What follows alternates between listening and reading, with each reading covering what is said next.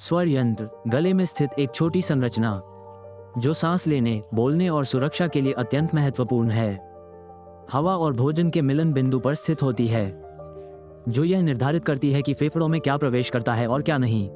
जब आप सांस लेते हैं तो स्वर यंत्र खुल जाता है, जिससे हवा श्वासनली में स्वतंत्र रूप से प्रवाहित हो पाती है। जब आप निगलते हैं तो ये तुरंत बंद हो जाता है, जिससे वायुमार्ग सील हो जाता है और घुटन से बचाव होता है।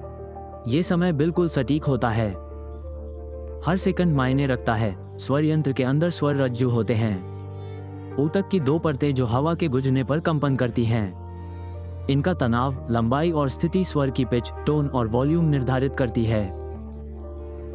वाणी यहीं से शुरू होती है। छोटे छोटे समायोजन भाषा का निर्माण करते हैं। भावना ध्वनि को आकार देती है, तनाव स्वर रज्जु को कसता है, शांति उन्हें स्थिर करती है। आवाज शब्दों के समझे जाने से पहले आंतरिक स्थिति को दर्शाती है। स्वर यंत्र फेफड़ों की रक्षा भी करता है।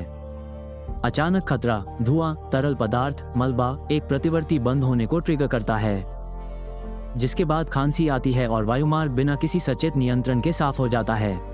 जब स्वर यंत्र में जलन या सूजन होती है तो वह संवेदनशील हो जाता है। आवाज कमजोर हो जाती है, सांस लेने में कठिनाई महसूस होती है, निगलने में परेशानी होती है। लेकिन जब वह ठीक से काम कर रहा होता है तो यह संवेदना से ओझल हो जाता है। स्वर यंत्र सोचता नहीं है, बल्कि समन्वय करता है, हवा का द्वारपाल है। ध्वनि उत्पन्न करता है और फेफड़ों के लिए एक ढाल का काम करता है। यह इस बात की याद दिलाता है कि संचार और जीवन रक्षा एक ही मार्ग से होते हैं, जिसे आपके अंगूठे से भी छोटी संरचना द्वारा चुपचाप नियंत्रित किया जाता है।